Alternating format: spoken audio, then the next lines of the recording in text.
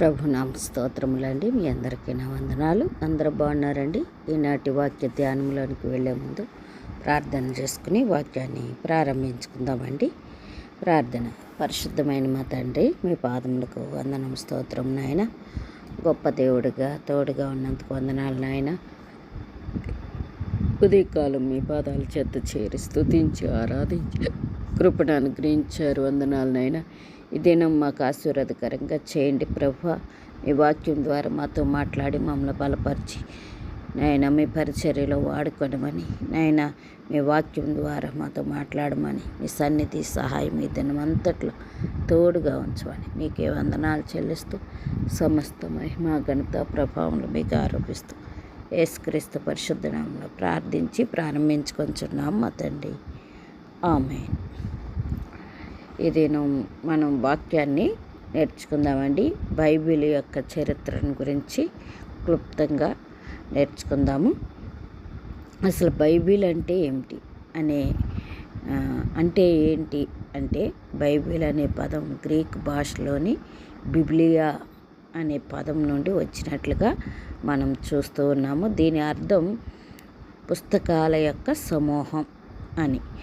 Bible అనేది ఒక పుస్తకం కాదండి, 66 పుస్తకాల సమాహారముగా మరి ఈ గ్రంథాన్ని చెప్తున్నట్లుగా మనం చూడవచ్చు. బైబిల్ సుమారు 1500 సంవత్సరాల కాలంలో రచింపబడిందిగా మనము వాక్యంలో చూస్తున్నాం. సుమారు 40 మంది రచయితలు దీనిని రాశారు. రాజులు, ప్రవక్తలు, గొర్రెల కాపరులు, మత్స్యకారులు, వైద్యుడు, పన్ను వసూలుదారుడు వంటి భిన్న వృత్తుల వారు రచయితలుగా ఉన్నట్లుగా ఈ గ్రంథంలో మనం చూస్తాం.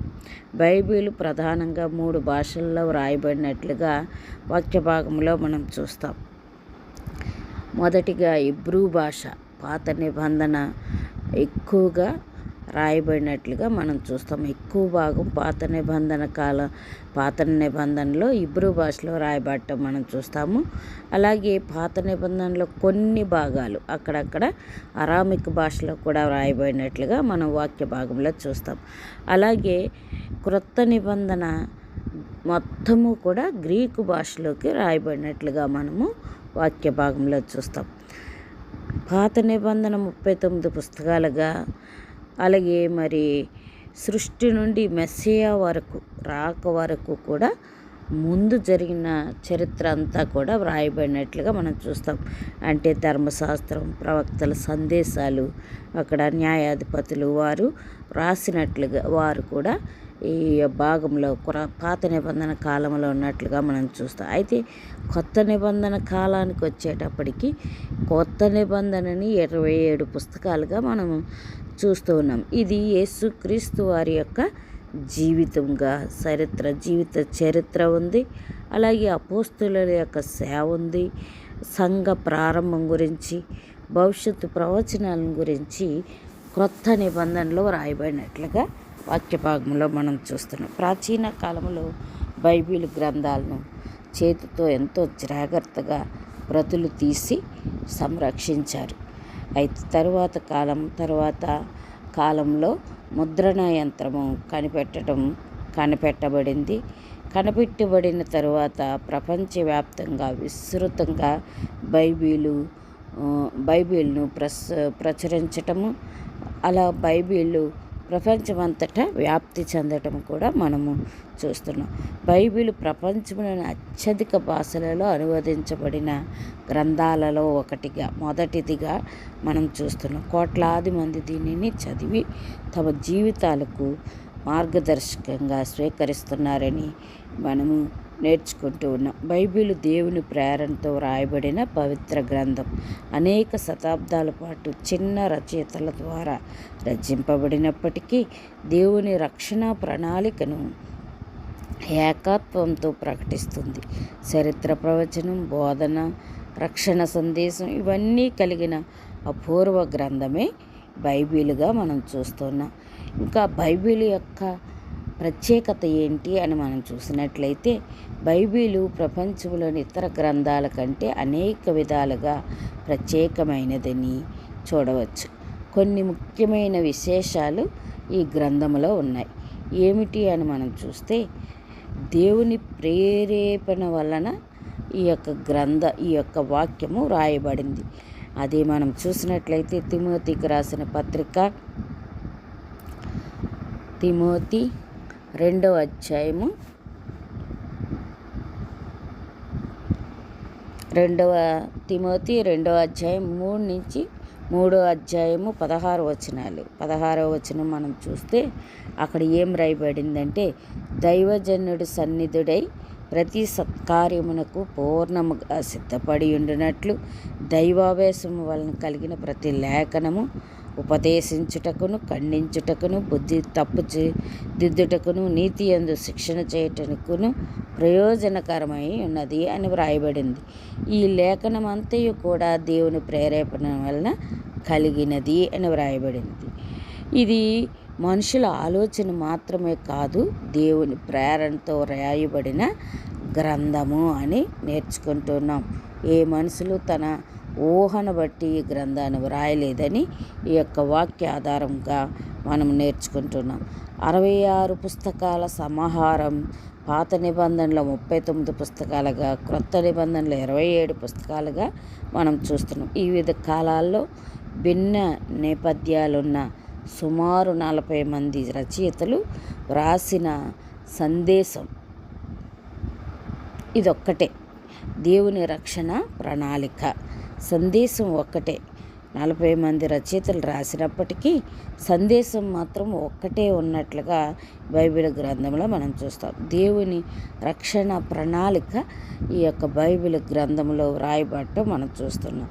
సుమారు 1500 సంవత్సరాల కాలంలో రచింపబడిన బైబిల్ గ్రంథం అయినప్పటికీ ప్రారంభం నుండి ముగింపు వరకు ఏకత్వాన్ని కలిగి ఉన్నట్లుగా ఈ బైబిల్ గ్రంథాన్ని మనము చూస్తున్నాం.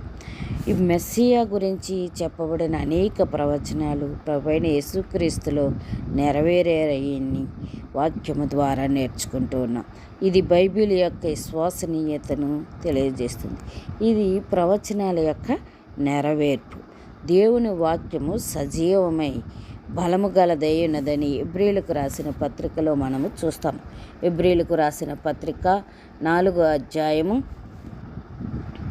12వ వచనములో ఆ మాటను మనం చదువుతాం. ఎందుకనగా దేవుని వాక్యము సజీవమై బలము గలదై రెండంచులు గల ఎటువంటి ఖడ్గము కంటేను వాడిగా ఉండి ప్రాణాత్మలను కీళ్లను మూలుగను విభజించినంత మట్టుకు దూరుచు హృదయం యొక్క తలంపులను ఆలోచనలను శోధించుచున్నది అని వ్రాయబడటం మనం వాక్య భాగంలో చూస్తాం. ఈ వాక్యము దేవుని వాక్యం కాబట్టి సజీవమై ప్రభావం కలదే ప్రజ్వలించినట్లుగా ఈ గ్రంథాన్ని మనం చూడవచ్చు. రక్షణ మార్గాన్ని కూడా ఈ బైబిల్ గ్రంథము చూపెడుతూ ఉంది. ప్రభువైన యేసుక్రీస్తు వారి ద్వారా నిత్య జీవాన్ని పొందే మార్గాన్ని బోధిస్తుంది. యోహాను సువార్త 3:16లో రాయబడినట్లుగా మనం చూసినట్లయితే 3:16లో దేవుడు లోకమును ఎంతో ప్రేమించెను కాగా ఆయన తన అద్వితీయ కుమారునిగా పుట్టినవాని అందు విశ్వాసముంచి ప్రతివాడును నశింపక నిత్య జీవం పొందినట్లు ఆయనను అనుగ్రహించెను అని వ్రాయబడటం మనం చూస్తున్నాం. ఇది రక్షణ మార్గాన్ని మనకు చూపిస్తున్న వాక్యంగా మనం చూడవచ్చు. ఆకాశము భూమియు గతించినా కానీ నా మాటలెన్నటికీ గతింపవని మత్తయి సువార్త 24వ అధ్యాయంలో మనం చూస్తాం. 24వ అధ్యాయము 35వ వచనములో ఈ భాగాన్ని మనం చూస్తూ ఉన్నాం. ఆకాశమును భూమియు గతించినా కానీ నా మాటలే మాత్రమును గతింపవు అని ఈ యొక్క బైబిల్ గ్రంథంలో మనం చూస్తున్నాం. ఈ వాక్య ఆధారముగా ఈ వాక్యము నిత్యము నిలిచేది అని మనము నేర్చుకుంటున్నాం. బైబిల్ కేవలం ఒక మత గ్రంథము కాదు అని ప్రతి ఒక్కరూ తెలుసుకోవాలండి. అది దేవుని సజీవ వాక్యం అని నేర్చుకోవాలి.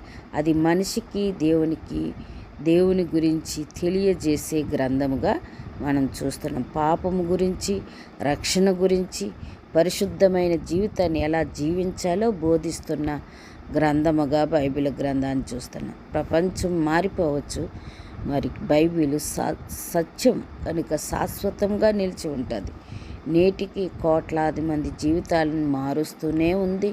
మార్చింది, మారుస్తూనే ఉంది. కాబట్టి బైబిల్ చాలా పవిత్ర గ్రంథంగా మనం చూస్తున్నాం. దేవుడు పరిశుద్ధుడు. పరిశుద్ధుని గురించి రాయబడిన బైబిలు పవిత్ర గ్రంథముగా మనం చూస్తున్నాం. అందుకనే పరిశుద్ధ గ్రంథము అని బైబిల్ పైన రాయబడటం మనం చూస్తున్నాం. అటువంటి గ్రంథాన్ని తెలుసుకుని చదువుకుని వాక్యానుసారంగా మరి రక్షింపబడిన ప్రతి బిడ్డ కూడా వాక్యానుసారంగా జీవించే కృప దేవుడు మనందరికీ అనుగ్రహించునుగాక. ఆమేన్. ప్రార్థన చేసుకుందామండి. పరిశుద్ధమైన మా తండ్రి, మీ పాదములకు వందనం, స్తోత్రం నాయన. గొప్ప దేవుడుగా, తండ్రిగా, ప్రభువుగా తోడుగా ఉన్నందుకు వందనాలు నాయన. ఈ దినం నాయన ప్రభు బైబిల్ యొక్క చరిత్రను గురించి, నేను దాని యొక్క ప్రత్యేకతను గురించి మాకు నేర్పించినందుకు వందనాలు చెల్లిస్తున్నాను నాయన. ఆ వాక్యానుసారంగా జీవించే కృప నాయన నీ బిడ్డలైన మా అందరికీ అనుగ్రహించమని, దినమంతట్లో మీ సన్నిధి తోడుగా ఉంచమని మీకే వందనాలు చెల్లిస్తూ యేసుక్రీస్తు పరిశుద్ధ నామమున ప్రార్థించి వేడుకొంచున్నాం మా తండ్రి. ఆమేన్.